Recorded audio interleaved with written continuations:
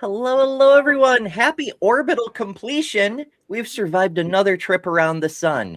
And coincidentally, humanity is getting further and further away from the sun. But we'll get to that soon. Welcome to Java Jugs in 2026. How are you? Ooh, I love what you did there. I love the pun. I'm great. Yes. Getting away from the sun. Give me 40 seconds to think and I'll come up with something silly. It worked. It was perfect. Perfection. I'm good. Things are fine. I'm really exhausted this morning, but other than that, life is fine.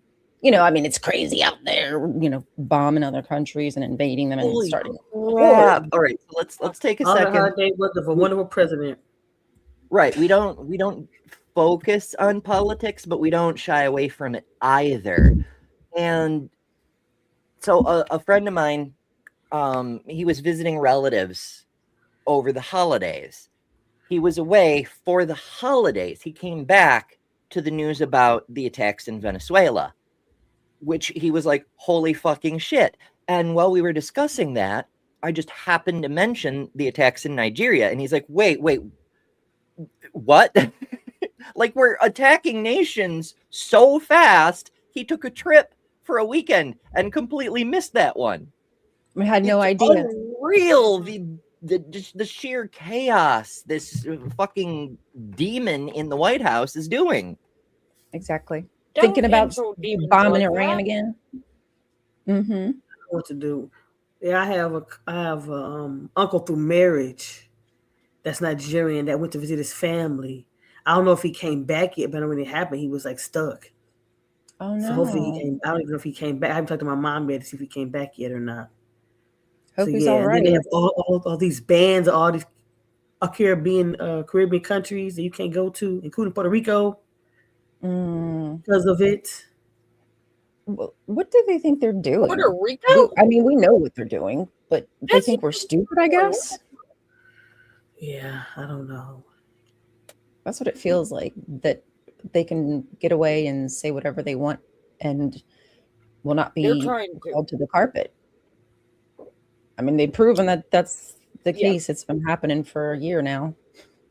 Yeah, there was a press conference on Air Force One, I think it was yesterday, that was absolutely bonkers. I didn't see it. Comes down. Did he call more people animal names? No, but he basically said 6 or 7 times to 6 or 7 different questions that the entire thing is about oil, that we're going to go in and take all the oil. They're not going to he basically said we're not focused on having elections down there. So essentially what they did is they kidnapped the president. The VP is now, and he also said that he does not mind the word kidnapping. They're basically going to install the VP and let American companies run roughshod over Venezuela. So you just get in there with their shovel and start digging. Yeah. Oh, and they also said Greenland is next. Yeah, I heard that. I heard that like a few weeks ago that they were talking about Greenland. Yeah. So this is going to be he's back on that again. Mm-hmm. I don't know how he thinks he can. He can't even manage. He's trying to be a dictator. He's not even a dictator at this point. It's he wants to be fucking Caligula, right? He wants to just conquer everything. He thinks he's entitled to it, I guess. When he barely has control of this country, he's spreading himself too thin. I don't enjoy what's happening, but I don't feel like it doesn't have real power. He has constitutional power, but nothing intrinsic of his own. So he's flexing as hard as he can in every direction he can to make his opponents think he's supremely powerful and unassailable. Yeah. And especially if he can keep everybody struggling to understand what's happening, what the plan is, what they're doing next. I mean, every day if you're hit with a new surprise, you just feel like you're doggy paddling and you can't get to shore. Yeah, but if you're sitting here and you're watching it and you've paid attention to it, it's obvious what they're doing.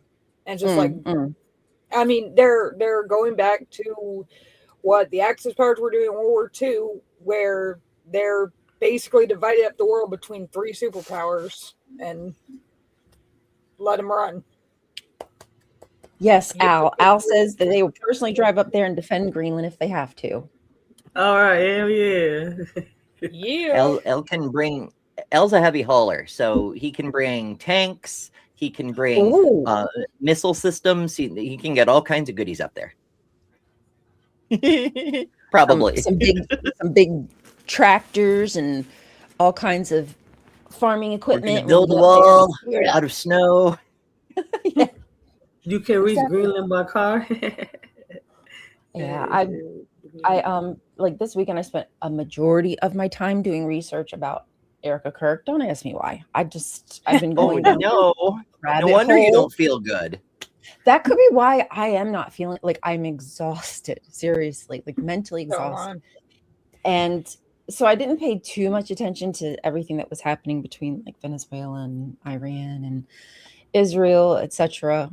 But just hearing the way that journalists, pundits talk about Trump, like the far right, or let's just say the center right, it's like they just excuse everything. Like they'll try to find a way as to why Trump should do it instead of like, hey, he's breaking the law.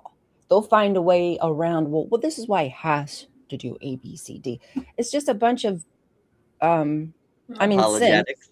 Yeah, but it's apologetics. That's all I've heard this weekend is apologetics. And it's kind of crazy that nobody thinks it's weird that a president of peace, he's getting recommended for the Nobel Peace Prize, is starting wars. I wonder if all this talk we've heard in the last several years, about the Dugars and the all the different cults that have been getting their own documentaries, if the average American isn't looking at those and thinking, it'd be nice to be in a cult. Maybe I'd get a Netflix special. Or so they're like hellbound to be in a cult, even if they weren't, born into it. Mm.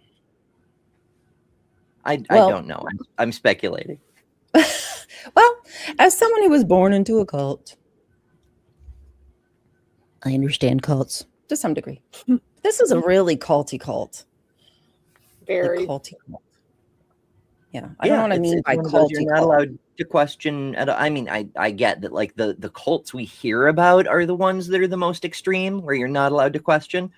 But there's this whole group of people, news reporters, whose entire job is to question, and they're not questioning.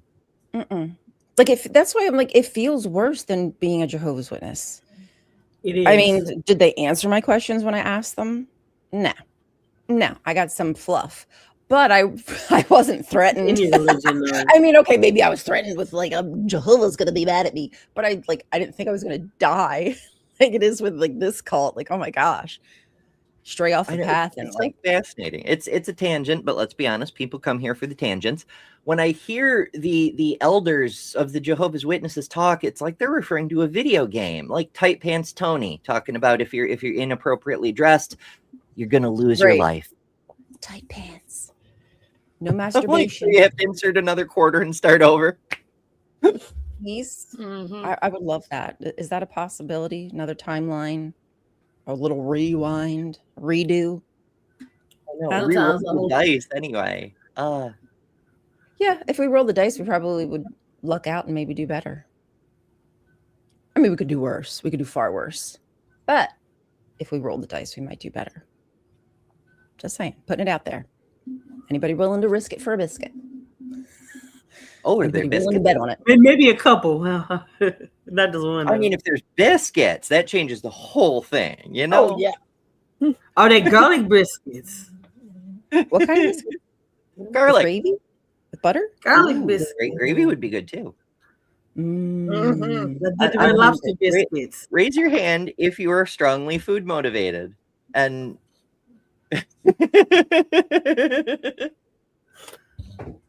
everyone in the audience raises their hand. What we're doing wrong with our marketing. Like, we're all strongly food motivated. A bunch of our audiences, even though we get complaints about whenever food comes up, they're like, oh, you bitches are making me hungry.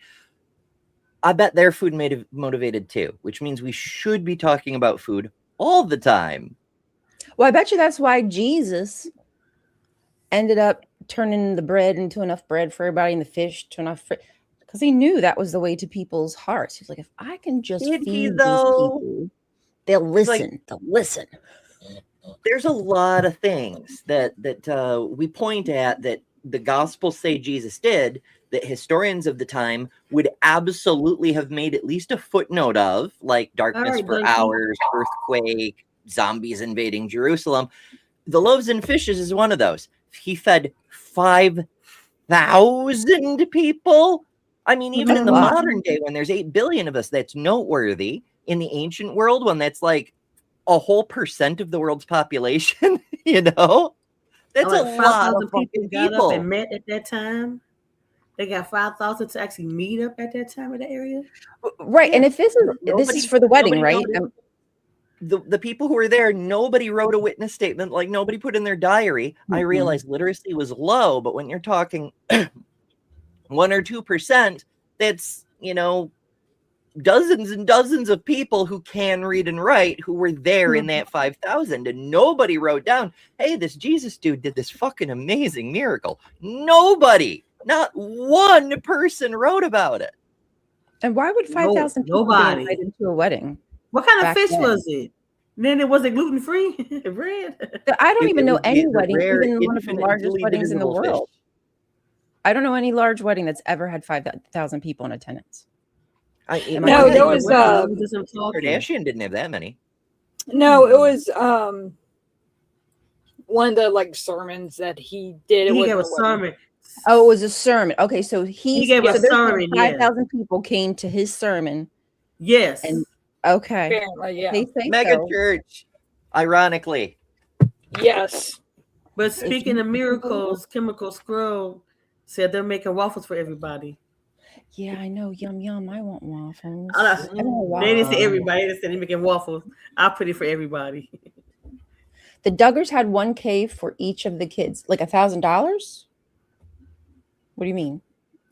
Or 1,000 followers, or 1,000 fishes. Ooh, 1,000 fishes. But Thousands. maybe that's why the megachurch pastors are like this, because they're thinking of that story of the loaves and fishes. And they're like, well, if Jesus had 5,000 people for his sermon, I should be able to manage at least 2,000 for mine.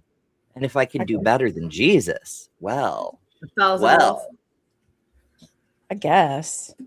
I just like, I've been, I mean, my school, I'm trying to think of how many kids there were in my school. A few hundred or more? I mean, it was pretty large. Size school. And I was at 1,500, I think. And even in our stadium, like we had a very large stadium where we'd have schools come and, play our games home. And I'm trying to think how many people would be there.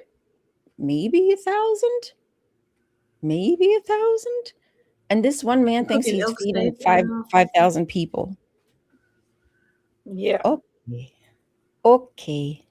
If you think so, buddy. That's a little silly if you ask me, but sure you did, Bucko. He was the Messiah. I'm So right.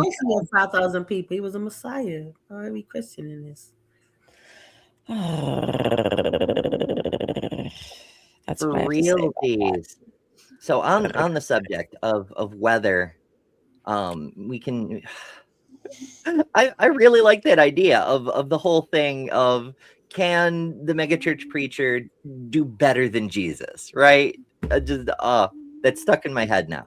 But that's not what this actually is about. What about saying? Right, Megachurches feeding people? Yeah. What? Never. Never. It's Yahweh's dimes. Don't you dare spend one. How else is Joel Osteen going to afford that, mansion that is several football stadiums stapled together? But why does Yahweh need money? For real. If you're all powerful, why do you need a bank account? But okay. It's wild. So we've got some material to look at today. And just to get us started, this is I believe it's a video that I think Jess sent us. I'm not sure. There's so much that's going on so fast. It's hard to keep track of stuff. And the channel this is from covers this issue like twice a month. So I'm not sure it's the right way. It doesn't matter. The point is, let's hear what they have to say about megachurches. People will simply stop coming, and they won't come back. The parking lots that once required traffic directors now echo with emptiness. The coffee bars that served thousands now operate at half. Now, it's worth noting, this is not a coffee bar. So No. what we're looking at, as you might expect, is an AI-generated video. It's an AI voice. The stock footage was put together by AI, and it was organized by AI, which means things don't actually make sense. But the words that they're saying, there may be something to it. So let's dig a little further. There's some common sense to the words, but the video may not align exactly. Yeah. Capacity. The bookstores, the gift shops, the childcare centers built for armies of children now feel cavernous and hollow. This isn't just about one church. Across America, the mega church. Childcare centers feel cavernous. Look, we're not here to critique this video. We're here to talk about the things it's presenting, but I can't help it. But it's cavernous, Ember. It's cavernous. What's wrong with that? Although, and a if fun you fact about- want to find something cavernous and empty, never mind. If you What want to were look you at saying about Erica Kirk earlier? Erica Kirk's cavern has been explored more than we realize. Oh no! Oh God! Sorry, Erica. There's anchor hooks in the cavern walls. There's a light Grappling strung hook. above the top. So it's a grappling hook. Oh my God! Charlie's in there right now Someone trying to get out. installed rail cart tracks. Wait, and they're on one of them carts where they have to push up and down to get through it. One point. Oh my God! It takes teamwork. To Teamwork. spelunk in We're gonna there. get out of here. You know, I mean, in fairness, the tunnel. if you want to go spelunking in a dangerous location where, I mean, let's be honest, men who've gone there have died. If you want to go spelunking there, bring a buddy. Oh, that's good. This is funny. I like it. I like making fun of Erica. Nobody clip that. Yeah, please don't clip that because No. We definitely, we definitely won't. No one here would be so crass. Never, ever, ever. Oh my goodness. Church bubble is bursting, and the sound is deafening in its silence. To understand why this is happening, we need to go back to where it all began. Because the megachurch wasn't always the face of American Christianity. I mean, we don't have to go back to where it all began, but I'm really glad he did because we're gonna have shit to say about it. 50 years ago, it barely existed. The story of its rise is the story of American ambition, marketing genius, and a fundamental misunderstanding of what people were actually searching for. Robert Schuller stands in an Orange County drive-in movie theater in 1955. He's conducting a church service from the roof of the... Point of order, that drone footage was not from 1955. Just in case anyone's confused. snack bar. Cars are lined up. Families sitting inside them, listening to his sermon through speakers hung on their windows. It's bizarre. It's revolutionary. It's quintessentially American. Schuller understands something that traditional churches don't. Even in 1955, the baby boomers were already in their 80s. They were in their 80s watching the movies. Oh, man. Damn. American With plastic straws. Right? In 1955. I'm sure. I don't think they didn't even have plastic credit cards until like 1958, 1959. Like they had cellophane in 55, but you were a long way from fucking commercially viable straws. want convenience. They want comfort. They want church without the stuffiness, without the guilt, without having to dress up and sit on hard wooden pews. Within 2 decades, Schuller's Crystal Cathedral... But isn't the pageantry part of church? Like, I mean, I can't speak for anybody else, but my grandmother, like, getting all gussied up and whatnot, it was part of the ritual. It was an excuse to be somewhat vain because you want to look good for the Lord or the Right. God or the whatever they call Yeah. him. You know? Appropriate. Yep. Dress appropriately. Yep. I don't know. Yeah. Becomes a glass monument to this new vision. 10,000 windows, nearly 3,000 seats. Services broadcast on television to millions. The theology. Okay, so he's talking about the Crystal Cathedral, but he's not showing it. And it's not hard to show. There are photos all over the internet. Yeah, that's what I don't understand. Like, if an AI can get an actual photo of a real thing, why doesn't it just do that instead of just making it? I don't know. Whatever. It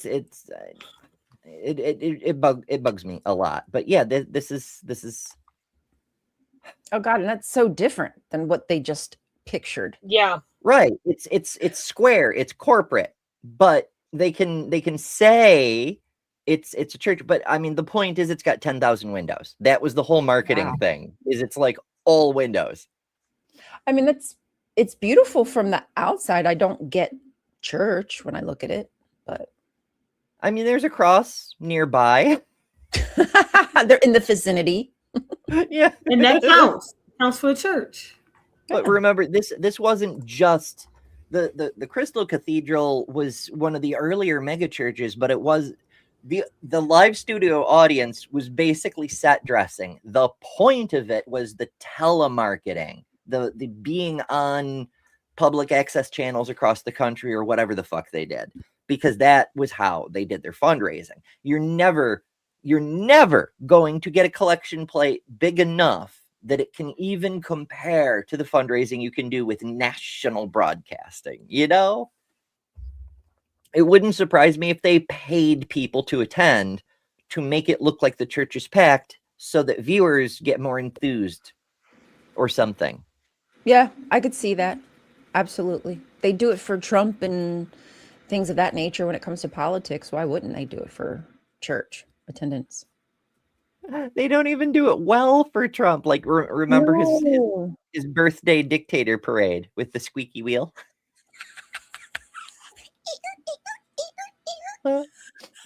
Yeah. Like, that's the attendance when they paid people to show up? Holy shit. I can't imagine. It's wild. And the thing is even like churches compared to Trump, with churches, you can guilt people into giving more because their souls are at stake. You can't really do that with Trump so much. Souls. Yeah. Souls. My ass. I don't know. Maybe that's part of the attraction of the Trump cult is this. They know they're going to go to hell for supporting him. So it's a risk. It's, will Jesus forgive this? You know, I don't know. I want to know, Sapphire, you remember going to a Christmas play of some sort at the Crystal Cathedral? Do you remember anything about it? I'm just curious, like what they do, the amount of money they spend, you know? Yeah, what kind of production value? But do remember that was one of the earlier ones, so their budget wasn't anything like, you know, Mark Driscoll's Trinity Church, where they build a working roller coaster on stage for one bit. Like, for real? Hundreds of thousands of dollars for a prop for one bit, you know? I want to ride a roller coaster on the stage. It would be fun. Kind of fun, doesn't it? It would be fun. I'm just not sure that that's an appropriate place to have an amusement ride in a church. I'm like, what do I know? I mean, maybe in the child daycare, but I mean, that's sort of the thing, right? Is they keep getting bigger and bigger and bigger and amassing huge amounts of money, but they don't put it into things that make any sense from what they're preaching. We need to care for our community and take care of each other. No, they spend it on roller coasters on stage or a fourth private jet, you know? Right. Like, what's his name? Is it Olstein? But there's a bunch of them. There's a bunch of those big mega church pastors who have their own personal private planes and large fancy cars and take vacations and still continue to push people to give money because God needs it. But it's all, I guess because it's that prosperity gospel, you give to the church and God's going to give back to you. That's how it works. They think that one day they're going to be rewarded because they give every last penny that they have. They're like the best example of a humble Christ lover. I give everything I got. But that's the thing. Jesus, oh my goodness, this is one area where I wish they'd follow what Jesus said better. Jesus did not say, sell everything you've got and give every penny to me. He said, sell everything you've got and give every penny to the poor. He didn't want anything to do with your filthy capitalist wealth. Your filthy capitalist wealth. So Yeah, I know right? Yeah, they Go were ahead, saying I'm sorry, if you Kelly. give the money, then you get it back threefold. Yeah, right. Exactly. When you get to heaven. Because they always throw that in their face, the example of the woman who had nothing, but she had a lot of faith and she gave what she had. And that was like so wonderful. Like they always pounded that story into our head, how we should live, because they just want you to be broke and giving all your money to them. Yeah, you don't need your money. God will take care as long as you're following God. And if you die of starvation, well, you must not have been following God properly. Did you hear about the rich person who, instead of doing what the Bible said to do, tried to use his wealth to figure out how to get a camel through the eye of a needle? What? He was like, well, if I can figure out how to get a camel through an eye of a needle, then I can get into heaven and still be rich. Apparently, he thought it was a loophole of some kind. Now, it's an apocryphal story. It's probably a retelling of something that's supposed to make rich people look foolish. For example, we don't have a name. We don't have a date. It's just a thing people say. But I find the story amusing because instead of trying to be a better person, he took a camel and liquefied it. Like even the bone. I was going to say that you can and do then it. funneled it through the eye of a needle and went, look, I can do it. If you're rich enough, you can do anything. Oh my gosh. Exactly what I was thinking. I was like, that's one way you could do it. That's the kind of ish that bothers me. It's like finding the loophole. It's like finding the loophole in Judaism. Why do you have to find the loophole? Then just freaking ignore it. If it's something that you're going to dance around, why are you even observing? I truly just don't get it. Because it's the word of God. You have to. Kelly's got a thing. Kelly says no evidence for NDEs other than a person's story. So some of you know, some of you don't. I've had an NDE, and I realize that makes it a person's story. But here's the thing. My experience doesn't matter. The only thing that matters about it is that it is totally different from every other experience I have ever heard reported, which tells me as a skeptic that it's a function of brains. If I ever encounter somebody who tells me they had the same experience I did, then maybe there's something external to investigate. But until then, it appears to be a function of brains.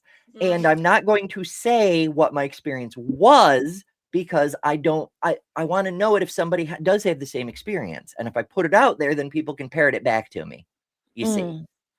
Understood. I get that. Yeah. I like what Rainbow Ash said. If you need a loophole, it's probably not real.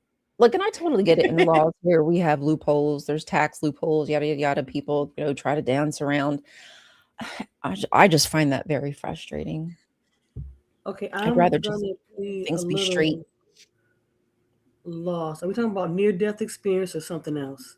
I just want to make sure. I think near-death experience. Yeah. I think. Okay, what you guys are okay. I just wanted to make sure it was indeed. Me too. I assumed that's what they were talking about, but yeah, me too. Confirmed. They could be talking about something like, let me let my stupidness come out and ask that question. Yeah. Let me make sure I'm on the same level as y'all are on the same page. Yeah. I'm so intelligent, and I'm just like, GSM says a phone bill once gave me an NDE.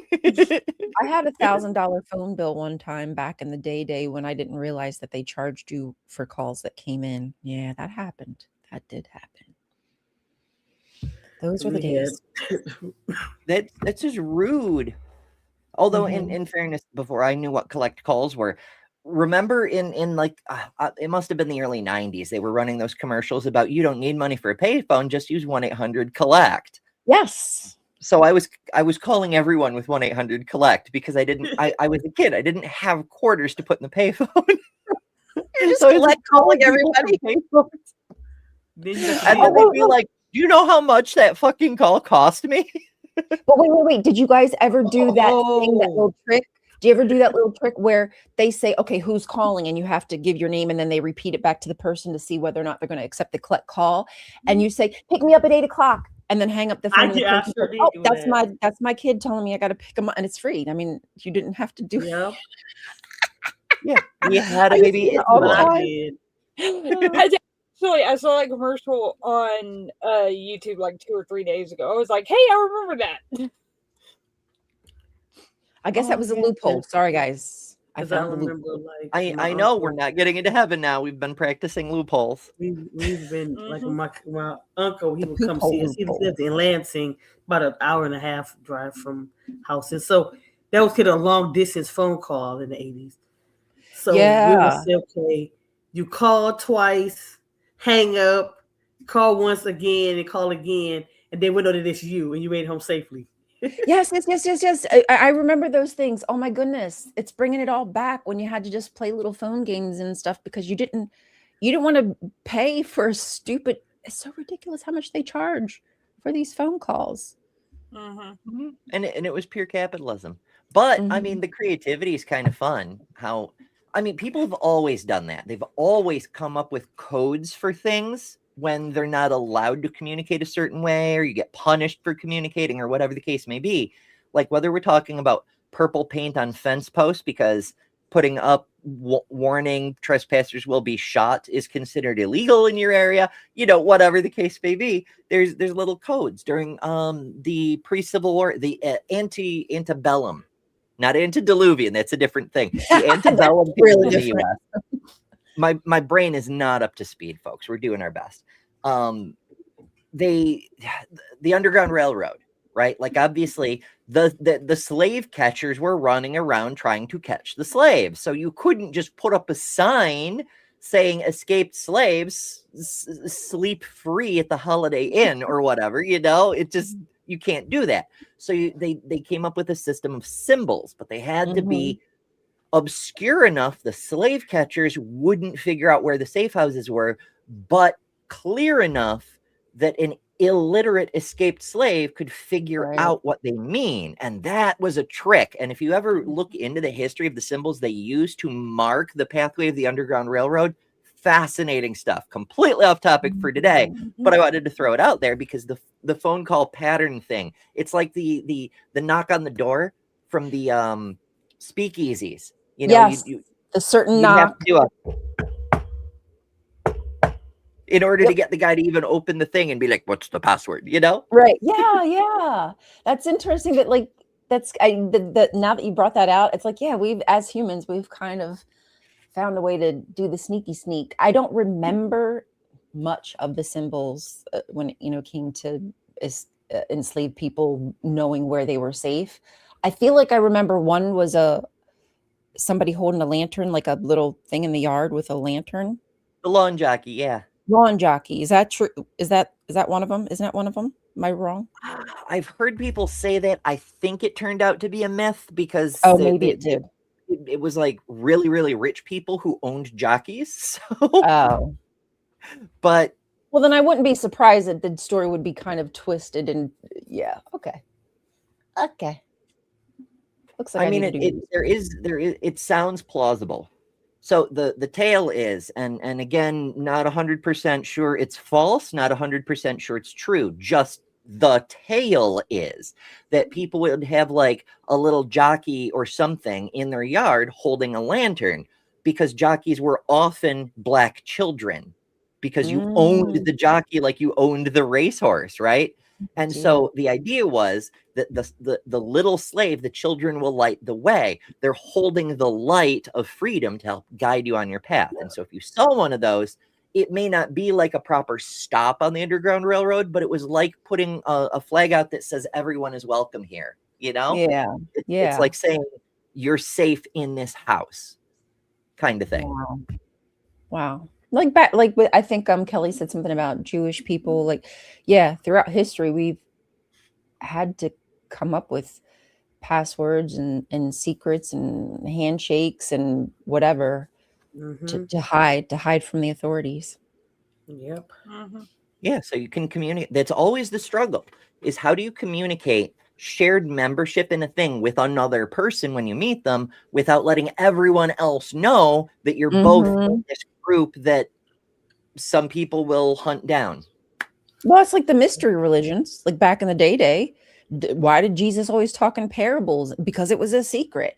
And to know those secrets, you had to be in the in crowd. Like you needed to be with the right group, and then you would understand the divine secrets that Jesus was going to share with you. Boobs! With a Z, though, with a Z. Yeah, that's one thing that I was talking about. I was on Cynthia's channel, and so many people, like in the Black community, are talking about, they always try to mention that in the community that being Black is being religious and things like that. That's because that was the only place where we could have our meetings and talk about things without the master and them coming in invading us if we did it in the church. Yeah. A And safe place, a safe yeah, that was haven. the only place to go, safe haven. And we could talk and have code. And that's how we learned how to do codes and new things like that. And we learned how to sing the African hymns that really were freedom songs that show you how to lead you on to the Underground Right. Railroad with those songs and stuff like that. But they seemed religious. And that's why I don't, that is why, for me personally, I don't feel comfortable digging in a Black person's ass when it comes to religion. I kind of leave that for ask you, permission Kelly. first. Like, it doesn't mean I won't And talk about it. Ryan, holy crap. But I'm, I've not had to live in that world. So I feel like it's not for me to address some of those. It doesn't mean I won't talk about it, but I would prefer to platform someone like Kelly who can address like the importance of the church to the Black community, because it was a safe space, and where you could be taken care of, you could get food, whatever, healthcare, whatever that you needed at the time. So I don't know that I can say that today is the same exact thing. I feel like everything's kind of got off track, and it's more about the money than it is taking care of people. But it's hard to pull that out of people. Like, it's hard to get people to see that it's changed, that the church world has, not all, but a large majority has shifted away from the not original, but what it used to be is what I mean. What it used to be, the safe haven. That's the thing, is that's why it's so important. The whole Protestant movement happened because the original flavor church was so fucking corrupt. And Martin Luther and his buddies were like, no. We're not doing this anymore. We're not doing the selling indulgences. We're not doing the other dozens of things he was mad about. He was like, the point of the church is to worship and glorify God. We're going to get back to that. Thanks. And so there's always been corruption since the very fucking beginning. We see it in some of Paul's letters. Half of the letters are decrying corruption in the nascent churches that are just forming. They're in their first generation of worship service and they're already corrupt, It's frustrating as hell, but that's why there's Protestants in the first place. And so for a couple of generations, the Protestants held themselves up as we're doing this thing because we're better at the churchiness than the Catholics are. But it took a minute because they made that part of their identity, but the corruption sure as hell showed up, and in a big way. Mega churches. Yay. Prosperity gospel. Speaking of corruption, just real quick, Lil, let me just read this. Scythal, a goddess ICE, has been in Columbus for a few weeks now. There have been protests at night where ICE agents sleep at their hotels and people are banging pots and playing loud music to keep them awake, and difficulty sleeping at night so they're not as alert during the day. I think it's beautiful. Yes. Yeah. We love that. Power to the people. Sorry, Lil, what were you going to say, hon? I do not remember. I'm sorry. I should let you go. Okay. I was about to say, I wanted to take that sign-in bonus so I can help them. Like, help the ICE agents help the people that was coming after. Brian, go this way. I know. I don't know where they went. I tried to catch them. I didn't get them. That's I know. $100,000 bonus.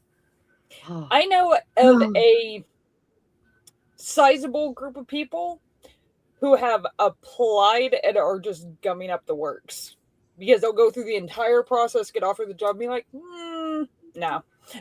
I like that. Yeah. I would only do that if I felt like I didn't have much of a online profile. Like for me, they would be, Oh, Yeah. yeah, I couldn't get away with that. yeah. Right. But Yeah, some people don't go online, so there would be no way for them to know whether or not they're being serious. Yeah. or not. I know this like third or fourth hand, but I have the information on good authority that is happening, that there are people that are just gumming up the works with it. And I love that for them. I was Yeah. sure going to do it for $100,000 bonus. I ain't gonna lie. I know Just for a get the fact that they money were and getting so run. desperate that they were trying to pull people from other federal agencies like the FBI and crap over to ICE. And they're not having a whole lot of luck doing that either, because the professional FBI agents don't want to go over to ICE. Well, They just jump they've over already been pulled off to No. do jobs that they're not supposed to be doing, like going through the Epstein files and marking where Donald Trump's name is. But that's not what these Yeah. people are paid for. They're supposed to be out there catching Yeah. victims. I mean, not victims, catching criminals. Hello. And yet here they are doing like the stupid, silly work that somebody else should be getting paid to do. Let them do the other important stuff that allegedly this 3-lettered agency does. Mhm. Gestapo. Agree. ICE is Yeah, that's Yeah, all that Yep. is. Exactly. What In do you my think professional opinion, about yes. church enforcers? Like, what if the church did the same thing? Like, they realized they were losing power, they were losing money, they were losing control of the populace, and so they created their own enforcement wing. Or maybe Didn't it they would be already do easier that? to say, buy the US government and make them do it by instituting an official office of faith and an office of anti-church discrimination, whatever the fuck that means, you know? And and designate anybody who is quote unquote anti-Christian as a terrorist. right. Yeah. Y'all see that? They're definitely trying to turn anyone who speaks out against the government, against Israel, anything that this country is doing at the moment, they'll find a way to call you a terrorist, is basically what it's come down to, what it boils down In to. a way, they're kind of creating our legal defenses for us, though, because if they ever did, say, for example, arrest me, they'd have to figure out which flavor of terrorism to charge me with. Is it for being non-Christian? Is it for being critical of the government? Is it for being a trans person in public? Is it like which specific terrorism? Because they're not all the same, right? Would love I to know. want to answer Rainbow Ash. Why do you guys think people of color have been joining ICE? To protect themselves? Sadly, in my community, a lot of people hate themselves. I mean, They for don't the like money being black. would be my guess. And the It's the money same- too, yeah. There's But they don't Hispanic people who join because they need the money. Because the reason there's a gigantic sign-on bonus is to make people see so many dollar signs. They don't think about the consequences. They see, I can feed my baby. I can pay rent. They're desperate people. And I can't fault them for grabbing whatever fucking life preserver comes their way, even if the string attached goes back to dictatorship, you know?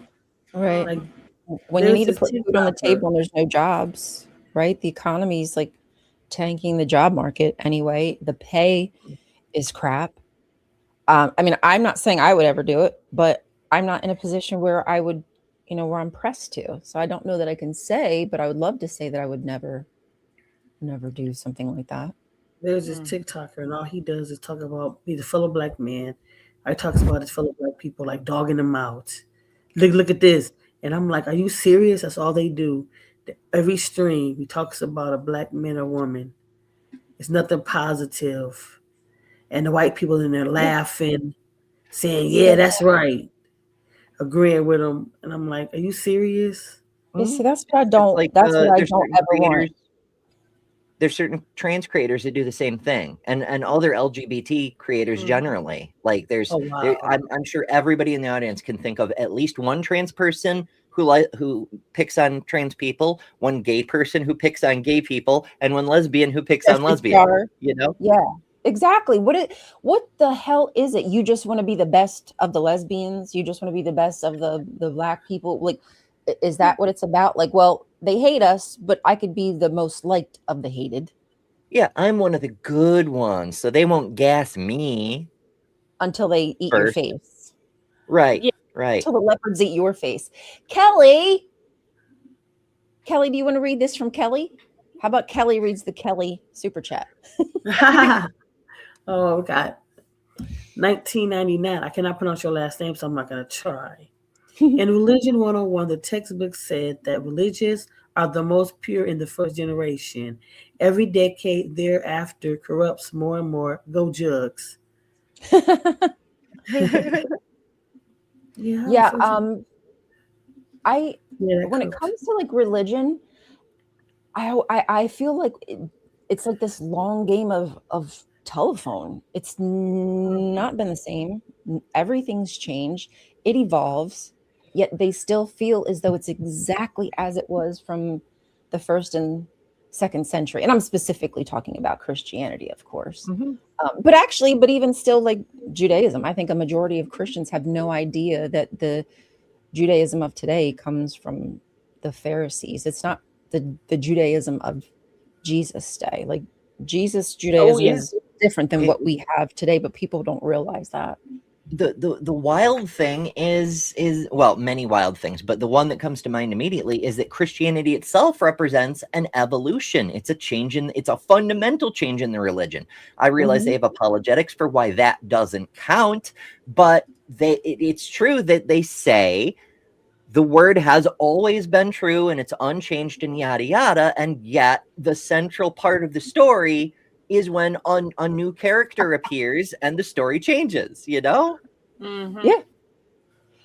Resist Oppression says you got to get the fully loaded Subaru to be the mean lesbian.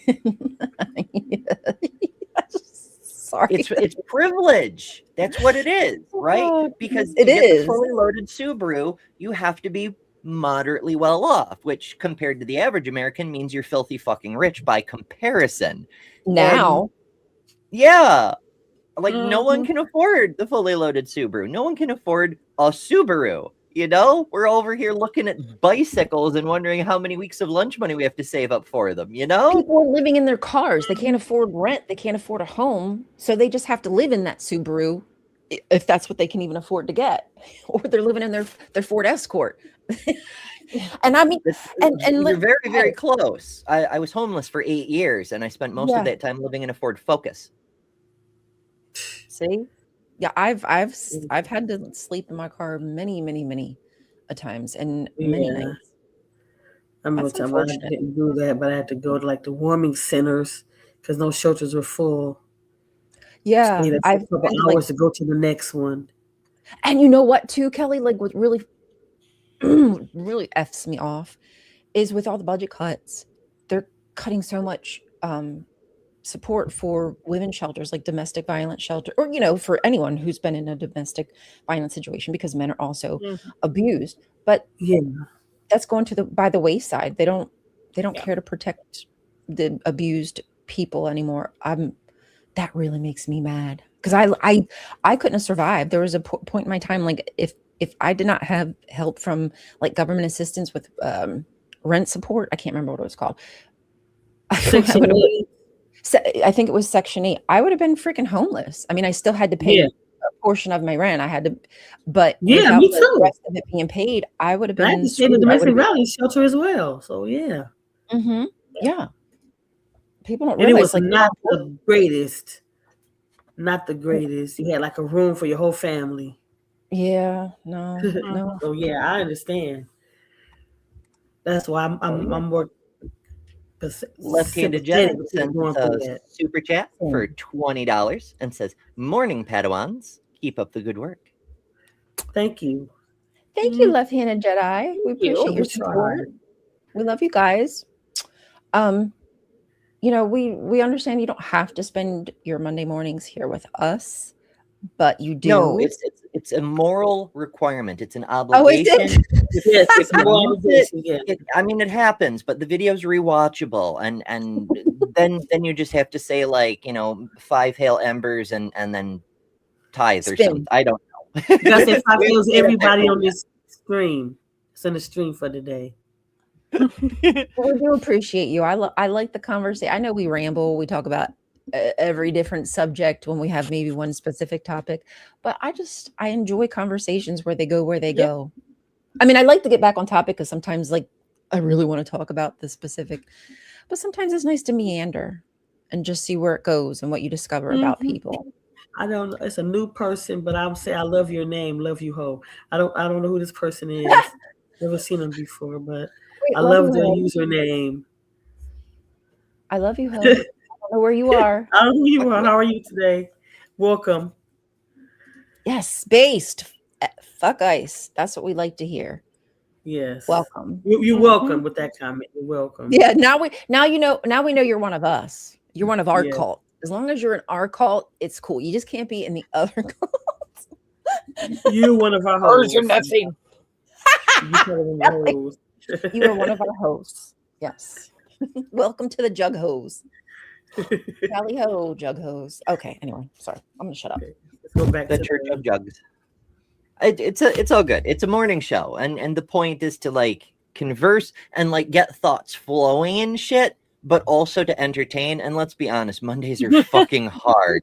I mean, even Garfield hated Monday. You know, it just. Yeah. So yeah, we're here to get things loosened up. If you want to, try to stay closer to On Topic, you can join many of us for the next show, which we actually a bit of an announcement on that. We're doing a makeover for the new year. The following show is now called Learn Together Live because it's what we do. And you can join us for that immediately over on my channel, Better Than Ever. And today we cover a different topic, something sciencey, something history, something philosophy. We try to learn stuff every single day. Weekdays at 11 a.m. Eastern. So yeah, if you want to be a bit more thoughtful, do join us for that. Today we're covering ancient prehistoric art. Oh, really? Yeah. Oh, that sounds fun. Yeah. Yeah. I want to know what people thought was creativity, like back in the day. Well, that's the whole thing. Is like before we had invented language, because that's the demarcation between history and prehistory, is written language so people could write their histories down, right? So before there was language, how did people communicate across the generations? Art was what was available. Yeah. And you can, and without reading, you can see the symbols, you know what the symbols mean, and you understand what, now maybe today it's been lost on us, but people at that time would have understood the symbols that they were looking at. Just like similarly, maybe the symbols are gone, but certain words are intrinsically tied to, ancient symbolism back in the day. And we just don't know it today because it's just been lost. Oh, we got another new person. Fuck off. That's awesome.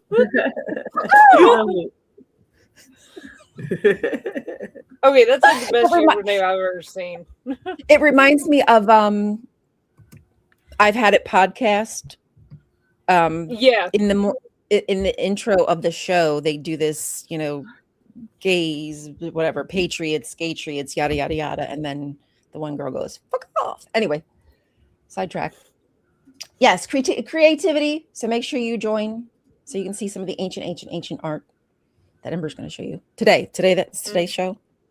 Yep, that's coming up next, right after Job and Jugs in about an hour. Almost exactly an hour. I'll tag along. Are you tagging along too, Lil? I'm gonna try to. I slept about an hour last night, so yes, I'm gonna try to. Well, I had to work last night, so. But I love Job and Jugs, so that's why I try to be here every Monday morning, anyways. Oh, well, we love you too. Aww. I guess I like you a little bit. Yeah, I mean, you're all right. A little bit. Right. Oh, you put up clips channel, Lil. When you do long live streams and you want to just put clips up, your clips channel can be a little bit. Oh my god, that's so good. Yes, that's really cute. A little bit. A little bit of Lil. Clearly, I haven't had quite enough coffee yet. Speaking of which, I need to do that. it is Oh, 10 is it o'clock. coffee time? Well, it is 10 o'clock, so we're at the hour Or mark. Do y'all doggy want to take a time. little breaksy poo? I don't know. I'm doing it. 'Cause I've been sitting there sipping on hot toddies like it's water, trying to get this cold out of my system. And I gotta go to work today. I'm gonna make it, but Oof. here we are. Oh no, I'm sorry. That sucks. That's life. Where is I can't hello, dummy? Are you stupid? Is it hiding? Media assets. Oh my gosh. I was clicking the wrong button and I couldn't find where the freaking thing was. Anyway, do you guys want to take a little break? Do you want to do the doggies or you want to do your super cut? What would y'all prefer? People come here for the doggies. I would say the doggies. Okay. Yeah. All right. Well, we're gonna play a little doggy. It's 1:52, so we will BRB, folks.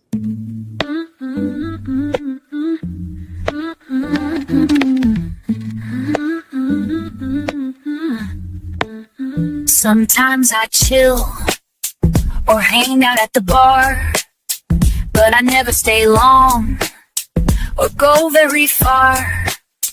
You could say I am lame or that I am fickle, but I'd rather be at home playing with my pickle.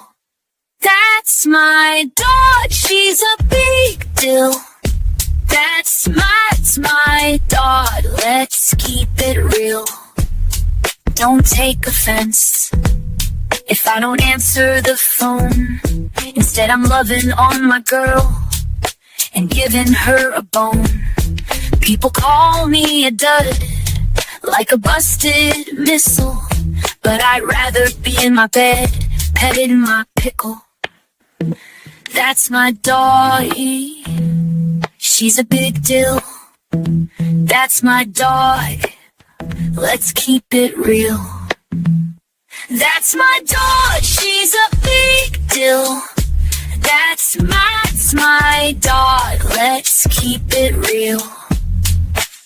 It's not that I don't like you or wanna hang out, but if I had to choose, never was there a doubt. If you need to feel good, in fact it might tickle, you should come to my house and wrestle with my pickle.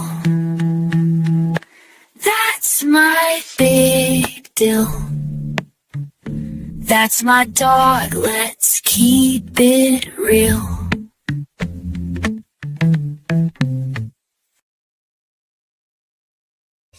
Yay! You know, I saw Doggy. a thing about a boxer recently. It was just a clip in passing, but it was this this woman was walking her dog and somehow she dropped her keys, and it was autumn and it went right into a pile of leaves, and she was like, oh shit. And so she says to the dog, could you get them? And the dog just starts digging through the leaves, and she's like, get the keys, get the keys. And it takes like a minute, but the dog brings up the keys. I'm like, does this happen enough? You could train her for that, or is she just that smart? Like, I don't think my dogs are that smart.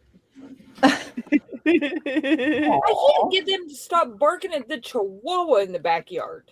Like, because directly behind us, we have a family that their chihuahua gets out all the damn time. It doesn't have a collar on, so I don't know what they're doing, but it likes to come to the fence and antagonize my dogs. as one does. Yeah, Yeah, because they know they can't get them. I don't think the chihuahua realizes that it's about 1/10 of the size of Kip. So Something about Chihuahuas. It's like they have a little dog syndrome. yeah, but here's the interesting thing, and I don't remember where I heard this at, but it completely makes sense, especially if you think of like dachshunds. A lot of the small dogs, like Chihuahuas that were meant to go after rats, and dachshunds that the name literally means badger hound. They were meant to go after badgers. Oh. Because the small dogs, when they were pest controlled, they were meant to kill whatever they were hunting, not just incapacitate it like the bigger hunting dogs were. So they tend to be a little bit more vicious. Well, I would say this. That makes sense. Okay. Yeah, I've been I don't know if bit by that's one true or not, but dog. it's interesting. I've been bit by one dog in my life, Same. and it was a Chihuahua. Well, they're so the smaller they get, the more angry they become. It's wild. I have been, Ooh, that's some yeah, attitude. Bit on my ankles. What's this? I've been nipped by Kip, but that's mainly because for a long time she did not realize how big she was, especially like when she was growing like mad. She didn't realize how big she was, so she didn't realize that, oh, I can't do that anymore. And she Yeah. like jump up on me and nip and accidentally like grab me. So Pickles had done that like when we first got her. She doesn't do it anymore. Like after a few times of us saying ow, she realized like, oh, oops, I'm pretty big. I'm strong. Yeah, she don't do that anymore. But little dogs, man, they got attitude. Every time I walk her and somebody has a little dog, like Pickles will just be excited and she'll be just like wanting to get close to him. But them dogs are the first ones to bark every single effing time. Well, Every single time. so as you saw in our music video just then, I live with a Great Dane and a small end of medium-sized dog, and the Great Dane will bark if someone opens or closes a door inside the house. He barks at everything. I have never seen a more borky dog in my life. Yeah. oh my, yeah, we before I had these dogs about 10 years ago or so, we had miniature schnauzer. That was the yappiest dog I've ever seen in my life. Like, yeah. Yapped it. Thank goodness Pickle everything. don't bark all like that. I mean, she'll bark if she sees something outside, but thank goodness she ain't crazy like that and just barks all day like some dogs. Hey, you know who else yaps all the time? Preachers. Yes. Speaking of Mega which, church pastors. church, maybe we get back to the church thing. See what I did there? This That was a good is why segue. I'm on the top of the screen. At least if And you're yep. watching on horizontal. And that's why I'm always on the bottom, just saying. Oh, I didn't know you were a bottom, Ryan. Hey, I can switch. I can switch up. Fair enough. I'm And we able can to. actually. We have that power. We can bloop. Oh, He in the middle, hey, though. Kelly. How you doing? Yeah, we still Hey, I'm middle, happy though. where I'm at. Oh, we can dance. You can this is dance one if you want switch to. it out behind. Your friends don't dance and if they don't dance, no friends of mine. Y'all are just telling your age. I'm just saying that. I don't know that song. I'm just playing. I do know that song, but I'm like, say what? It was a Burger King commercial for ages. Although, in fairness, I learned it from World of Warcraft. Because Really, the song I was learned singing. before then. where you have to do it was a Noxramas, this necropolis where the evil undead wizard dude did his bad business. And in this boss fight, you had to do the safety dance because like the ground would like bubble up with toxic sludge and you had to move in different ways at different points in the fight. And so it was basically a dance. Safety dance. Yeah. And I'm like, what? Safety dance? What? And then people would send me links to the song and I'm like, what is this ridiculousness? What are you humans doing?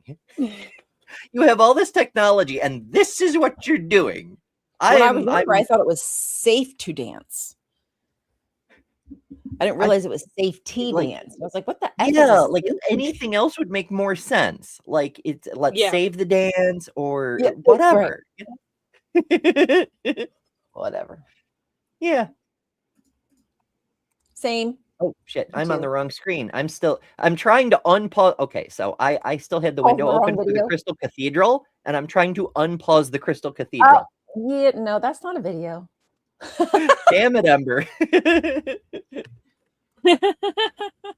Optimistic, digestible.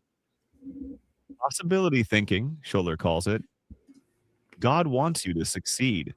God wants you to be happy. God wants you to dream big. This isn't fire and brimstone. This is prosperity gospel wrapped in psychological affirmation. Americans are hungry for it. I mean, yeah, people kind of self-victimize, right? You know, when you hear prosperity gospel, for anybody who has never been exposed, it's basically saying God sees you suffering. He wants you to do better. But in order to do better, you have to make things worse. You have to give up your finances, which I know are your main source of stress. You have to make yourself even more broke in order to prove your faith, and then God will reward you. And then he just never does. But you're too poor to do anything about it. Because, fun fact, while in the United States, you can sue anyone for any reason, lawyers are expensive. And if you have no money, you cannot hire one. Weird, right? Yeah.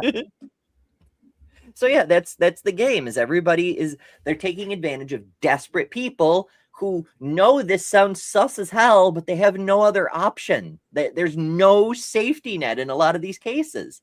And so they're like, well, it sounds like bullshit, but so did the Nigerian prince. And maybe this time it'll work. Like, oh my goodness. There was a fellow a couple of years ago who made a brief splash in the news because he fell for the Nigerian prince scheme twice. Oh. His reasoning was they can't both be fake. This is how some people think, especially when they're desperate, because the desperation makes your critical thinking a lot easier to set aside. In some ways, being able to think critically is a privilege. When you feel stressed in the sense that your survival feels like it's threatened, like you don't know how you're going to pay for food next week, it makes it harder to think straight. Ask me how I know. Indeed. Right. No, but that's true. Yeah. Need food for the brain. Well, the worry, the I'm going to die from lack of money thing, it's constantly weighing on you. And when a preacher reaches out and says, hey, here's this really unbelievable thing, but if you already believe in an all-loving God who wants you to burn in hell forever unless you accept his free gift of eternal salvation, you're already primed to believe in impossibly stupid things, you know? Yeah. And you're already prepared to take blame if it doesn't work out. You'll just like, oh, well, I did something wrong. I didn't pray hard enough. I didn't believe, or you'll just internalize it when inevitably it doesn't happen. Oh yeah, the excuses are endless. But the point is, critical thinking gets compromised when you're stressed in that specific way of you're worried about your survival. So it doesn't matter if the thing doesn't make sense. It's a chance to get out of this predicament and possibly not die. Or even more so when, like, you have a starving child. Now it's not just you have all those parent instincts driving you towards doing something very stupid, you know? Yeah. Terms and conditions apply. I love it. Bibles is watching. Rick Warren is watching. Joel Osteen is watching. They see what Schuller has done, and they're going to take it further. Much further. The 1980s and 90s become the golden age of megachurch construction. Willow Creek Community Church opens outside Chicago with a deliberate strategy. Make church feel like anything but church. No crosses, no religious symbols. No, that actually is a thing. I'm not sure which church that it may be Willow Creek, but that is a motto that I've heard among church marketing people, is make church not feel like church, so people will want to come. And they still do that at a lot of churches, right? Like every time we see clips from a church, you know, there's a pastor up there saying, well, you know, God loves everyone unless you're gay or a woman or, you know, any part of the LGBT or brown or a foreigner, like, but God loves everyone. You know, there's always like a full fucking band standing right behind him, you know? Yeah. We've seen it, you know. Greg Locke made a lot of headlines over the past several years for his crazy rants about witches and Barbie's dream house and all this shit. And that's his thing too. Like he's a wannabe megachurch pastor. He has a big ass tent, but it only holds a couple hundred people. But he keeps trying to get bigger and bigger tents. And he has a fucking band too, because that's the whole thing is make it feel like a concert, but spiritual, you know? Is there something up with him? He's not allowed to build a building or he didn't want to pay permits. A tent is technically a temporary structure. And he's like, no, separation of church and state. I'm not paying any money to the government. So we'll hold services in a fucking tent if I have to. And so it's grandstanding, really. But he also doesn't want to pay the fees and fines and permits and whatnot to build an actual building. Yeah. And he probably thinks it makes him look so brave and smart to get around. Patriotic. Yeah, yeah, Just say exactly. fuck you to the government. What could be more patriotic than not supporting the government? I guess. Am I Welcome to the wrong? 21st century, folks. Nothing makes sense. I'm going up on a little side thing talking about the buildings, but am I wrong? I'm looking into I'm in different organizations in my local community and getting like an old church and gutting it out and making it into an atheist space. I'd do that. I've seen a few of Have those. like a meeting space and I like place that. to get food and just hang out and things like that.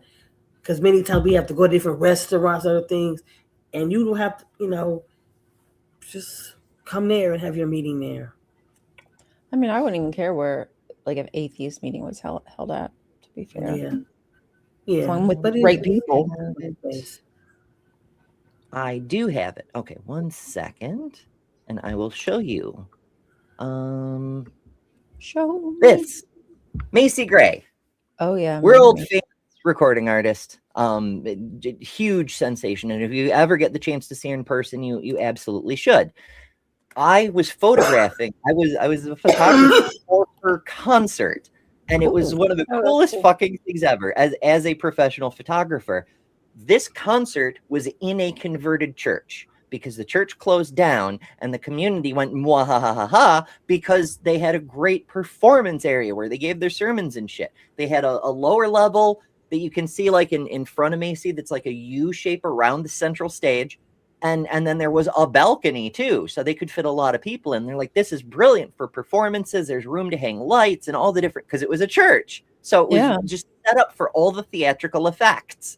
And so they bought the church and turned it into a community arts center, not just theater, but concerts, including Oh, that's national acts nice. like Macy Gray.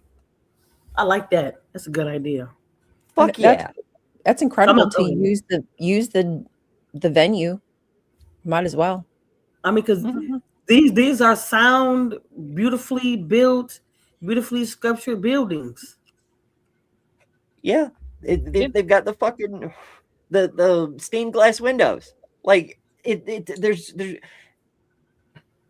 in the 1980s, our architectural style regressed really, really hard to you might call it brutalist, right? It's just concrete boxes. And so finding buildings with any kind of architectural beauty to them basically means old churches. Like that's all you could. It's either a box or an old church. Unfortunate. And if it's ever going to be a Jehovah's Witness Kingdom Hall, then you're definitely just getting a box. Yeah. Welcome to the kingdom. It's a box with no windows. You're welcome. Fucking hell. But yeah, they used to know how to build them back in the day. Even the wood ones, right? Like that one with the concert, that happened to be made of stone, like a proper church or temple. But even the wooden ones, like the sanctuaries, feel like sanctuaries. Even if you don't have this sense of the Holy Spirit, you feel peacefulness and some sense of isolation from the chaos of the outside world. And that's really cool, architecturally speaking. Mm-hmm. Oh, good point. Brainwashing and indoctrination. You teach children to think a certain type of way so you don't feel the toxicity happening around you. Ooh. Yep. Poor kiddos. They don't know what it's hitting for. They haven't learned how to reason and rationalize and ask themselves questions. Oh, and answer. Paddington. It's unchristian to dissemble. You know you get banned not because you disagree, but because you break rules. Like many channels have I was about to say something myself. Naughty, you naughty. You're can in our disagree, space. but on many channels you cannot preach. You should be aware. There are the mods on channels talk to each other, and some of them have collaborated to create something called a most toxic list, a person who is a rampant rule breaker on every fucking channel, to alert other mods that to watch out for this person. They've been making the rounds and they've been causing trouble by breaking the rules. And you should be aware you're on that list. So let's not pretend it's just because you disagree.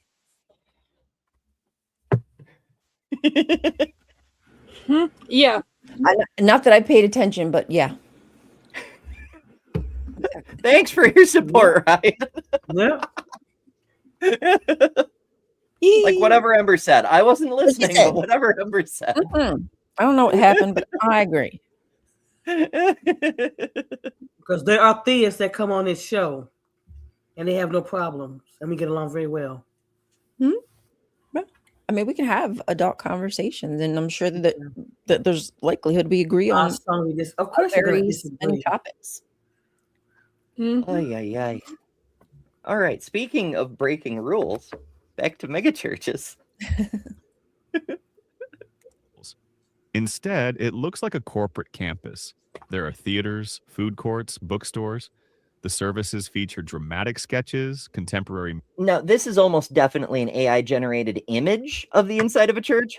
But if I could find an old church like this, I don't even care that it's ostensibly holy symbolism. This is stunningly gorgeous. The detail and the art in every nook and cranny. Amazing. Fucking amazing. They've even got the cherubs. Like, right. I mean, where else can you get naked little babies with wings on your fucking door lintels And where and did whatever? they even come up with that? That's what a cherubim looks like. It's ridiculous. I think it was a Renaissance thing. They wanted to make them cuter. Then we need to make it cute. It'll sell better if it's cute. I guess. Yeah, this is what was protecting Yahweh, is this little baby angel. Holding a big flaming sword. Right. Yes, that's exactly what I imagine, is this little tiny naked baby. Adam and Eve, you just get out of here. You're not allowed anymore.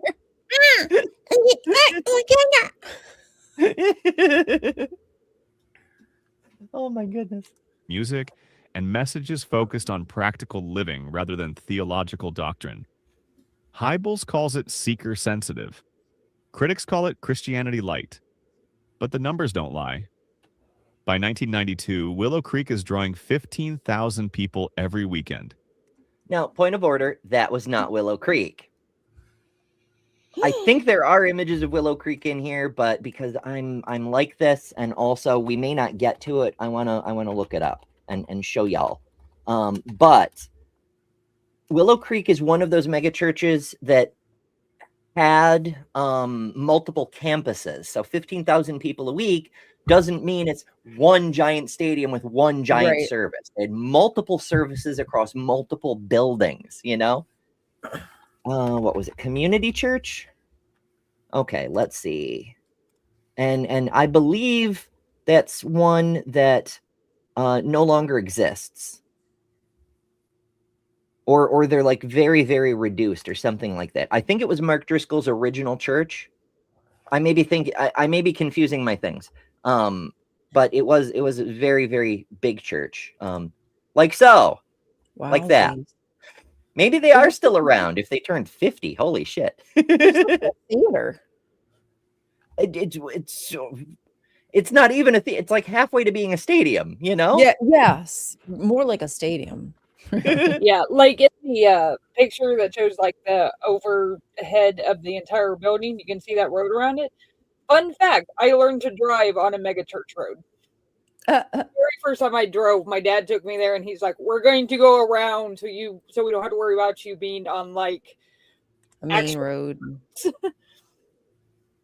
But yeah, I live in like Texas, a shopping mall. Yeah. That's what we used to do, yeah. Yeah, they're massive. We have so I can think of several, like just there's a lot like right in the Dallas area. They're all over the place. It's absurd. If I was going to build a church that big, I feel like from above I'd want it to look like something. Like shaped like a giant boat, perhaps. Maybe we have a story about a giant boat. What in the world is wrong with these people? What are they doing? Why? So this is another one that oh, was it Jess who sent this to us this I morning? think so. Yes. Jess comes up with all the coolest stories. So this is you've probably heard about the measles outbreak at the Creation Museum, but it's the Ark. It's the giant boat. Apparently Noah was saving the measleses. So yeah, 2 by there's 2. Ken Ham. This is obviously an out of date photo because he has fewer wrinkles around his eyes and he is currently around 8 months pregnant. And hey, no hate from me. Pregnancy is hard. Where's the baby? Did he get an abortion? Because I haven't seen the baby. Well, that's why he hates atheists so much. Atheists eat babies. Oh, we ate his baby. In Yes, Australia, I the did, dingoes I might get your confessed. baby. Here, it's the atheists. Yes. Atheist ate my baby. I did. Sorry. I was hungry. So yeah, visitors and staff at the Ark Encounter in Williamstown. And weirdly enough, we're coming up on the 10th anniversary of the Ark. I know because I spoke at the 9th anniversary of the Ark, the protest organized by Jess, How to Rule an Asteroid, who's sometimes joins us, but also Joe the Kentucky Atheist, because it's in Kentucky. And yeah, so I spoke at that this past summer. So next year will That's be how we the met. 10th anniversary. Lucky. What? Jealous. And we met. That's right. Yeah. I got to see this Kelly in person and also Kelly from the live chat in person and also Godless Granny and the Gleasons and a whole bunch of cool people and one very uncool person, but that's we're not talking about that today. We met a couple of uncool people that day. And we didn't meet Kent Hovind, which is a whole Thank goodness. other story. He'd been threatening to come by and debate all us atheists with his hands tied behind his back or some shit. Never showed up. I was Totally waiting. chickened out. I was waiting. I know. I'm like, it's probably I for the didn't wanna best. see because I don't something. know. I mean, Mandisa went and did an in-person debate with him, wiped the floor with him. Hilarious, amazing to watch, fabulous broadcasting. If you can find a copy of that debate, there's a few of them around. It's fun to watch. But mainly, I want to praise her composure because this is a man who not only is responsible for the death of at least one child, but turned the death of that child into a marketing event. Ew. Like, how soulless. I'm not sure I could keep my composure around that guy, you know? I mean, he's a known wife beater. He's been convicted, but his actual federal crimes were tax evasion, which honestly, I don't care. Like, it's a no, but like in the hierarchy of crimes that I care about, I just don't care. I mean, I'm Like, not a don't hurt fan. people. I'm not a fan of Yeah. financial crimes and fraud and things of that nature, but I'm not shocked that someone like him would be doing that. Well, I mean, if you can just let the death of a child roll off your back like it's nothing and use it as a marketing campaign, nothing matters. You have no morals, you know? Well, what is it about people who, for whatever reason, love to use people's tragic death to propel their own message, Erica Kirk? For real. But I You digress. did go down that Tangents rabbit upon hole. tangents. I think If you Rainbow's wanna right. check out- You're obsessed. If What'd you you want to say? check out Go down that rabbit the hole. Rainbow Anyway, asked that you're obsessed. who's obsessed? Our goddess Ryan. She's obsessed with Erica Kirk. I mean, you know, she's kind of the hot topic, as it were. Yeah. She really is. She really effed herself over, not to keep going off course, but that's all her. She played her cards and she lied, and that's a problem. Ay. Yeah, there's layers and layers and layers. But if you want to see the adventures I had at the Ark, including getting kicked out, even though I wasn't even on the property, there's a video for that on my channel. It's the most recent publicly available pre-recorded video. There's another pre-recorded that's coming through the system because members get early access, so it's available to members now and it'll be public later. So the most recent public regular recorded video is from the Ark. So, check that out if you want to see some shit. But the ARC visitors and staff being encouraged to be on the alert for symptoms of the highly contagious and vaccine preventable disease, because the Kentucky Department of Public Health explained following a potential exposure on last Monday. Not that this isn't a future news. It's past. Why do they call it news when it's actually what happened days ago? It's weird. What's new? Well, let me tell you what's old. But you may not have heard. In any case, 510 feet long, 85 feet wide, 51 feet tall, and full of fucking germs. I mean, we knew that already, but now even the Kentucky Health Department has to say so. Man, What? Mark Looney. Okay, yeah, co-founder Mark Louis. It should be Looney. Louis. It should be, your last name should be Looney. Because you're crazy. It's so much crazy. It's so much crazy. And do remember, the ARC is controversial for a number of reasons. Creationism, of course, is a pseudoscience conspiracy theory, but also they misappropriated government funds to build the damn thing. They're screwing over the local communities every which way they can. Mm-hmm. They're doing a whole bunch of stuff that's off message, off script, off book, off purpose. It's fucking wild. But also because they're a pseudoscience conspiracy theory. Let's not forget the conspiracy theory part. They're interfering with government. The current Speaker of the House, Mike Johnson, is a young Earth creationist and member of Ken Ham's Association of Friends. Yeah, he worked for them. He was Ken Ham's attorney. Yeah. Answers in Genesis' attorney, but it's the same thing, really, because Ken Ham kind of is Answers in Genesis. Yeah. It's a whole thing. So, yeah, we talk about keeping religion out of government, and we've got a fucking cultist third in line for the presidency. Help me. Right? Canada, send help. Please. Warren launches Saddleback Church in Southern California in 1980, and he's even more systematic in his approach. He studies demographics. He surveys the unchurched. Is that Mandisa? He asks them why they don't go to church. It could be.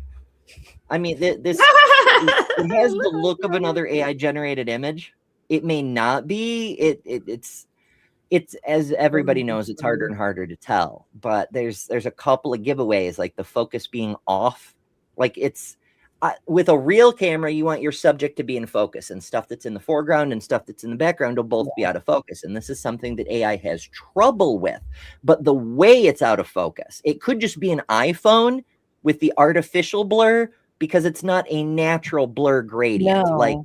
This person's hair, for example, it's clearly a digital thing. So it's either a digital blur effect from using an iPhone or some other shitty camera that should not be used for this kind of thing, or it's AI generated. I think it's and the AI. way the light, you could do a deeper analysis. Yeah, I'm pretty sure it's the way the lights are focused, like pointing at the crowd in their eyes versus being able to really focus on the performers is a little weird. Yeah, there's a few things. Like the way the legs on the stools in the background line up, they're not quite straight. It just there's a few little details that seem slightly off. It's very weird. Or the shadows against the back wall, where the table is over here, but the stuff that's on the table is actually on the floor, and it's also crystal clear, even though it's like. And that table's leaning to the right too, with the drinks and stuff on it. It's got like a gangster lean going on. I mean, I have seen leany tables. That's well, there is leany tables indeed. That is a possibility. It's all very weird, and none of the shadows move in the right directions. It's very weird. But I digress. The point is, it does look much more like Mandisa than whoever the fuck it's supposed to be, doesn't it? And then he designs a church that eliminates every objection they have. Don't like organ music? We'll have rock bands. Don't like ties and suits? Come in shorts. Don't like long sermons? We'll keep it to 25 minutes. Don't like being asked for money? We won't pass a plate. It works spectacularly. Saddleback grows to 20,000 members. Warren writes The Purpose-Driven Life, which sells 32 million copies and makes him one of the most influential religious figures in America. He's on. Okay. Another note here. This is an old trick that the bestseller lists have just started to take measures to deal with, where when one of these people, especially these churchy people, writes a book, it sells 32 million copies or whatever. If you actually look into the numbers, you'll find that something like 31.9 million all got ordered by one single organization at one time, something like that. Because they don't actually sell as much as you think. They tend to, for example, Mark Driscoll, one of the scandals that drove him out of his original church, Trinity Church, his original megachurch, was he was using church funds to buy copies of his own book to make it move up the bestseller list. Oh man, that's just so deceitful. You're a scoundrel. Yeah. Skeevy, smarty. Ooh, wow. Desperate. Okay. Yeah. And it's not just the churches. Obviously, like every time a conservative talking head writes a book, like they'll sell more copies than views that on their TV shows audiences. It's unreal. But yeah, something's not right. Like when they buy their followers, and then when you look at their views, like their views are really low and their likes, because it's just all phony. They're fluffing it just to make it seem as though it's something it's not. Mm-hmm. And sometimes people will see those big numbers and they'll get excited and they'll fall for it without any critical thinking. But it's the dead internet thing, right? It's like Isaiah Saldivar doing the live stream with like 4,000 people watching live, but only 12 people in chat. It's that sort of thing. Something doesn't add up to me when I see that. Like I do understand some people just want to watch and they're listening and they don't want to, interact. But when you have thousands or even a couple hundred people, the chat's usually on and popping. Anyway. Mm-hmm. It's like people like lives because they want to engage. And yeah, some people do like just lurk and listen and that's fine. But like to see such a huge disparity where it's not even a 1% participation rate. Yeah. It's all bots. You'd feel like you'd at least be getting 10% at least minimum. Who's to say? Maybe they're too busy being filled with the Holy Spirit or something. Ooh. Yummy. But yeah, we see it with the books. We see it all the time. Donald Trump Jr.'s book, I think, got into trouble because they were very sloppy about it. Like, the day it came out, the Heritage Foundation ordered 100,000 copies, and somehow that information became public. So when it showed up on the New York Times bestsellers list, they put a little dagger of deception next to its place. They didn't remove it from the list, but they noted that the numbers are artificially inflated. But you don't see what got knocked off the list because of that. It's just that's not fair. Shitty. It's very shitty. Mm-hmm. But they do it all the time. Like every single one of their books. That's why they're always giving their books away, because they bought 100,000 copies themselves, and they're like, hey, you get a book and you get a book. That Ray Comfort does the same thing. That's why he's always handing out, I'm going to give you a free gift of my book, 20 Scientific Facts in the Bible. Like, that's why he has so many free copies to give away, because he bought them to elevate the numbers. On talk shows, he's advising presidents. He gives the invocation at Barack Obama's 2009 inauguration. The megachurch pastor has become a celebrity, a brand, a franchise. And then there's Joel Osteen. Not pictured, Joel Osteen. I was about to say, I don't think that's him. Let me show a woman. You didn't know he's actually a trans man. He used to look like this. Ah, that's what it is. Oh, that is it. His name was Yeah. Joella. Congratulations to him for that's why he has such high cheekbones, right? Ooh. In 1999, his father, John Osteen, dies, and Joel reluctantly takes over Lakewood Church in Houston. Joel has never preached a sermon in his life. He's been working behind the scenes in television production. But he understands media. He understands messaging. He understands that in America, presentation often matters more than substance. Joel's first sermon is awkward, nervous, but he learns fast. So that's a thing that preachers are definitely good at, is understanding that appearance matters more than substance, because that's the whole thing with Christianity, is there is no substance, only spirit. They're selling you something that's demonstrably not physical for the entire span of the church's history. So they get that. It's part of it's part of the thing. It's the whole game. Here's this invisible product that doesn't actually exist, but give me money for it, you know? MLM. Mm-hmm. Hell, with drops the MLMs, you often get a real product. Like it might be a shitty bottle of fake essential oils, but there's something real to it. Abandons talk of sin and judgment. Instead, every sermon becomes a motivational speech with Bible verses sprinkled in.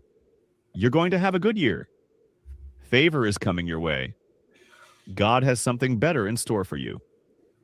It's Oprah meets prosperity gospel. It's self-help Christianity, and it explodes. By 2003, Lakewood outgrows its building. See, this is what AI scripts, my goodness. If it were self-help Christianity, you wouldn't need to go to the church. But never mind. Yeah. Osteen sets his sights on something audacious. The Compaq Center, the former home of the Houston Rockets. The renovation cost... Not pictured here, the former home of the Houston Rockets.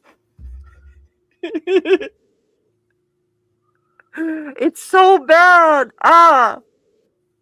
Over $105 million. When it opens in 2005, it's the largest church in America. 16,000 seats, 2 massive video screens, a worship experience that feels more like a concert than a church service. Joel's sermons are broadcast to over 100 countries. His books become bestsellers. He moves into a $10 million mansion in River Oaks, one of Houston's most exclusive neighborhoods. The megachurch model seems unstoppable. That is Trinity Church in New York City. I've been there. It's a cool spot. They have a graveyard in the middle of New York City, but that's not the point. The point is this is not a megachurch. It's just a very old building. Cathedral Question is building. there anything under the church? Probably. Ooh. I don't know. I've never been inside. It's still operating as an actual church. I'm not sure if it's Catholic. I mean, I assume it's Catholic because it's a cathedral, but like I don't actually know. Yeah, it could have been sold. Who knows? Yeah. By 2010, there are roughly 1,600 megachurches. Fun fact, for a very long time, the spire at the top of Trinity was the highest point in New York City. You could pay, oh shit, what was it? In the 1890s, I think you could pay $1, which in the 1890s was a lot of fucking money. But you could pay $1 to go up to the top of the spire and admire the view of the city. You could see all the way past Fifth Avenue to the farmland in Manhattan. Because it was the 1890s and they had farms in Manhattan. But never mind that. Yeah, Trinity Church was the highest point for a very long time. Crazy. In America, defined as Protestant churches with at least 2,000 weekly attendees. Together, they're drawing millions of people and generating billions of dollars in revenue. Some are building water parks. This is 1,000% AI. Like the fucking lines between the bricks don't even go all the way across. But also, it's like it's a fucking Hogwarts up in here. The way that this impossible, ridiculous hallway just keeps going and going and going. Oh my goodness! Where's the spiral staircase that just keeps going? Oh. Some have laser tag arenas. Some offer rock climbing walls, bowling alleys, and full-service restaurants. The line between church and entertainment complex has completely dissolved. But beneath the surface, something is shifting. In 2007, Bill Hybels does something remarkable. After decades of growth, after becoming the model for thousands of churches worldwide, he commissions a study. He wants to know if Willow Creek is actually... Oh, so this is stock footage of studying, I guess? Yeah. That's what you call it. I'm curious. What are we looking at? Since we can actually read the thing, looks like it says verse 13, whatever the hell we're looking at, verse 13, testing will surely come. And what of the scepter of Judah, which the sword despises, does not continue, declares the sovereign Lord. So we could actually look up which Bible verse we're looking at. Like which book is this? If we wanted to. I don't actually care that much, but we could. actually working? Is it producing mature, committed Christians? Is it creating deep faith or just drawing crowds? The results are devastating. The study... Not pictured here. People who are devastated. Right? They look very happy. They're celebrating. Well, there's a black person, a black lady. Oh yeah. Well, see, our Called pastor Reveal. is Oh, there's two. It's a black man too. Oh, she has hair now, and Actually. she's in the crowd. yeah.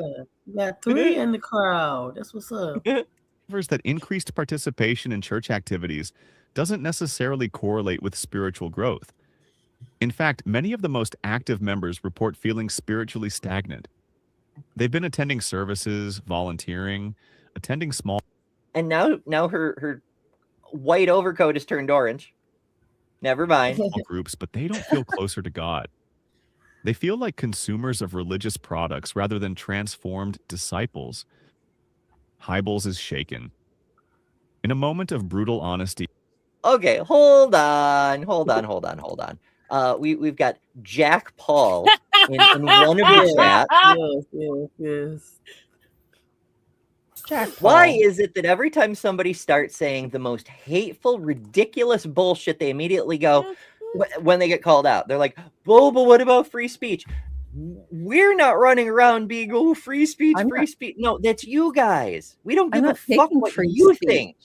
This is an opinion. Like what we're doing here is having a conversation and, sharing our opinions. That's not removing anybody's ability to speak freely. And freedom of speech doesn't mean you don't have freedom of consequences. So if you say something silly or dumb, then we have the right to speak back. And then you, with your free speech, could then counter. That's kind of how it works here, just so you know. Yeah. Now, this specific show is simulcast on many channels. We're currently on 6 of them with 4 hosts. That's pretty fucking nifty, but that's part of the point of this show is we like seize the means of production and just spread it everywhere. Every channel you could be watching on probably has different rules. Most of them have rules about bigotry. On mine, for example, Better Than Ember, bigots get bans. If you say bigoted shit, you are done. No timeouts. You're just gone. And I don't care. I do not care. It's not a free speech space. It's a safe space. If you can't be a safe person to be around, you're not there. Shrug. It's a wild pickles. We're not the government. It's a wild pickles. Come back when you're done. Come back when you're done with me. Are you coming up? I think she's done with me now. Are you coming up? Can you come up here? You want to say hi? Come on. There we go. Oh, pajamas.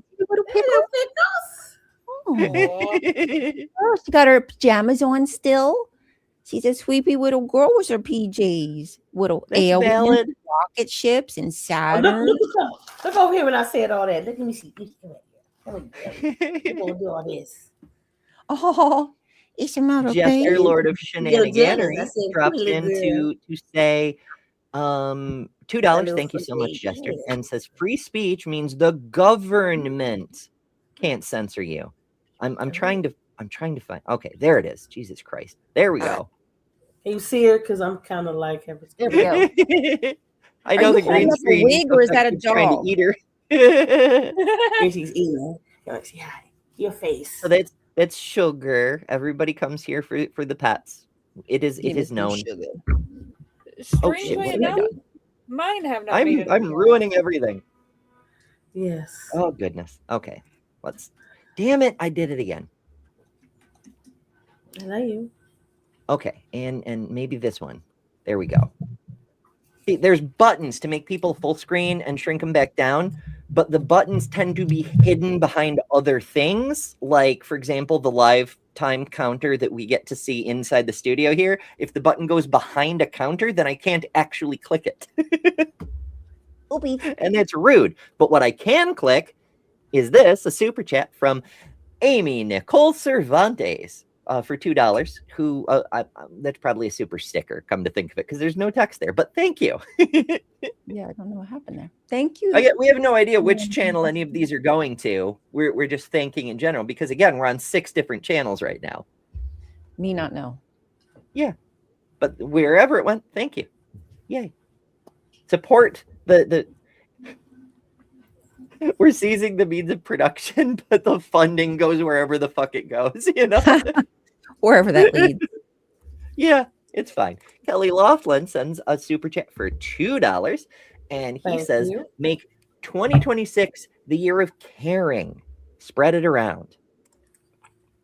Spread them legs. It would be nice if people cared more. You know, as the great poets once said, if everyone cared and nobody cried and everyone lived and nobody died, if everyone shared and swallowed their pride, then that'd be the day when nobody died. I probably fucked that up, but it's okay. This will be the day. Only 7 of you knew what the fuck I was talking about anyway. We know you tried. Nickelback. I know no one's heard it. Nickelback. Oh goodness. I have to scoot and get ready for the next show, which once again, we're doing ancient art, prehistoric art on Learn Together Live, coming up next over on my channel, Better Than Ember. The link will appear on some of your channels, some of them not.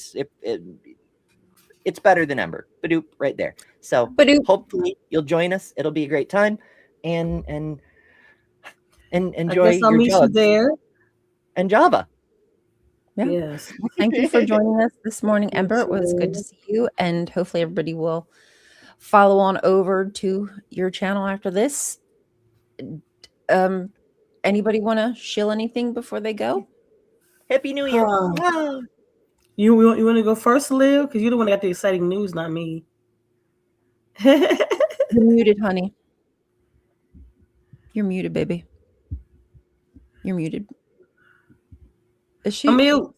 Is her maybe her all her sounds Oh out? my god, I'm so sorry. That's okay. On the Kentucky Atheist on Politicality on Thursdays, I am now co-hosting it. So that will be a lot of fun. Yeah, so make sure you're subscribed to Liliball Trades and to what is The Joe's Kentucky channel? Atheist. The Kentucky Atheist, right? Okay, excellent. Kelly, my dear. Right now, I do not have anything this week. I had a show with Kelly Laughlin and Godless Granny, but both of us are not feeling the greatest, so there will not be a show this week. Oh, I'm sorry. But future, I'm having a birthday stream on Martin Luther King Day from 7 to 9 p.m. It will be a few people, maybe these ladies. Yes, we'll be there. Happy birthday. And that's basically it in the future. Oh, and I'm doing my tech check this week so I can be on Truth Wanted on the 16th. Wow, So big things. That's what's going on in the near future. And me and Embrace Apostate are working on some things too, and this month that we're going to be doing. So those are some things that's going on in my life. Great. Okay. Well, make sure y'all follow Detroit Atheist Queen, and make sure you're subscribed to Truth Wanted so you can see when she appears on there and give her some support. Was there something else? Did I cut you off? No. That's it. I'm Okay. done. All right. And as for me, y'all know where to find me. I am here Monday through Friday. I have my own channel, A Goddess or Ryan Caltastic, either one, you should be able to find them. And I create all kinds of content, politics, religion, you name it. I can't shut my mouth. Sorry, can't help it. So please stay tuned for Better Than Ember up next. And don't forget to join us tomorrow at 9 a.m. with me and Chris on the Daily Atheist Morning Show. Love you guys so much. I appreciate you being here. You don't have to spend your time here, but you do. And we love that. And we love that for you. You better. So, you better freaking love it. Bye, guys. Monday. Be good to each other. Bye. Bye, everybody. Oh, hello.